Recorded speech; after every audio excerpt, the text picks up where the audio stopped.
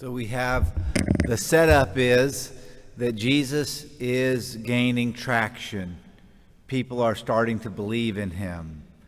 And so the solution to that is he's got to be killed. And so the plan of killing Jesus is being put into motion. What are we going to do? How is this going to unfold? But now they have a secondary problem. A secondary problem is it's not just that people are believing in the Messiah has come and like there's this new thing happening, not just because of Jesus, but because of Lazarus. Did you get that? Lazarus has been given new life by Jesus. Lazarus has been reborn, if you will, because of Jesus. So it's not just Jesus who's bugging them. It's the people whose lives Jesus touched are bugging them. And so we see this incredibly tragic scene. This is a tragedy. This is, when we think about the drama that's unfolding, and as they are described, Judas is a thief, and the chief priests plotted to kill Lazarus too, and so we see the sickness of human nature unfolding in the gospel today.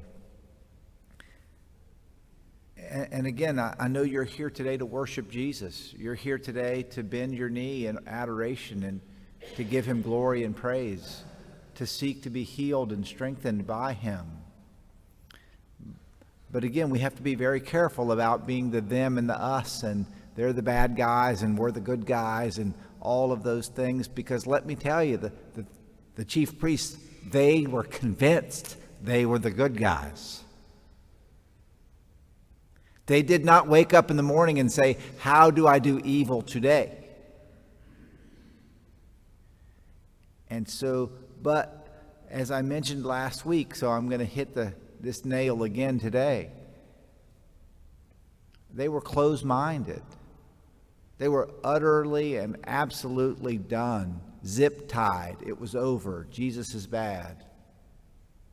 We don't care how many people he raises from the dead. We don't care what happens. And in our lives, we just have to be careful about that. We have to constantly pray that we recognize that the Lord is my light and my salvation. We must live our lives striving that the ministry of the prophet Isaiah foresees the Messiah to open the eyes of the blind. What sin does is it blinds us. What Jesus does is give us light. The light came into the world, but people prefer darkness. And so you and I think we have the right to say this, not me. I do not prefer darkness. I prefer the light. The Lord is my light and my salvation. I want to follow the light. And so let that be our mantra. Yes, we have convictions. Yes, we are certain. Yes, we stand on the rock of our salvation. But Lord, be my light. May I never fall into the path or the pit of the chief priests of this tragic line.